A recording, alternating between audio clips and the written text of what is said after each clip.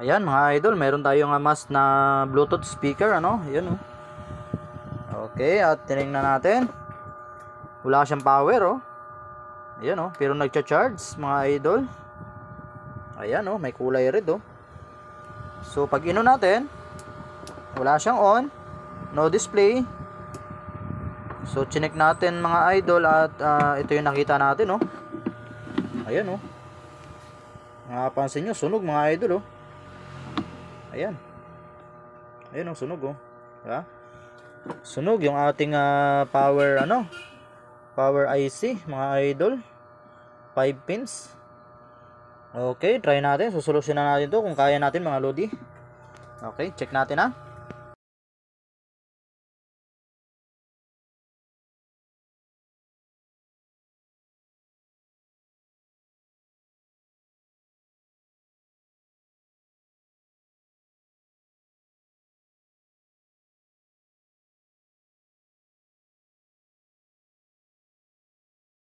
Yun mga idol, oh.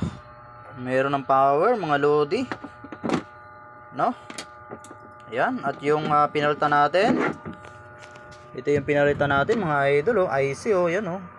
Pinalitan natin ng bagong IC mga idol, oh. Yung IC natin kanina ay grabe, sunog na sunog, eh. Nasaan na yan? Tinanggal natin yung IC kanina mga idol, at grabing sunog na sunog. At ito, pinalitan natin ng bago, oh. Ayan, oh. Power on natin. At ayan. Lumabas na yung ating Bluetooth, and then mode.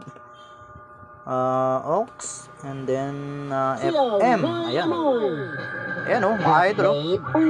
Babe, na ako ihatag ng regalo ni mo, babe. Okay na mga idol, oh.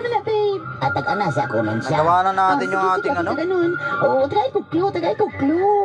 Kinahanglan sa imong liog. yung ating mga idol, yung mga parts natin. Alam nyo ba yung mga sira na mga speaker, ng mga ganito? Yan, mga Bluetooth din yan, no? Yung parts niyan dito ko kinuha, oh. Ayan, oh. Kasi ito sira na yung audio IC nito, ayan. Sira na audio IC niyan.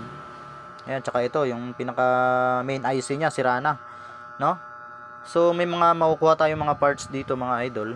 Ayan, itong display niya, itong switch niya, ayan, mga tack switch na yan, pwede natin kahuyin yan, pagka may problema yung malaking natin, IC.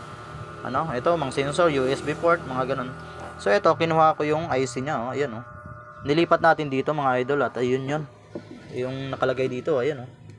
Ayan, so nilipat natin diyan.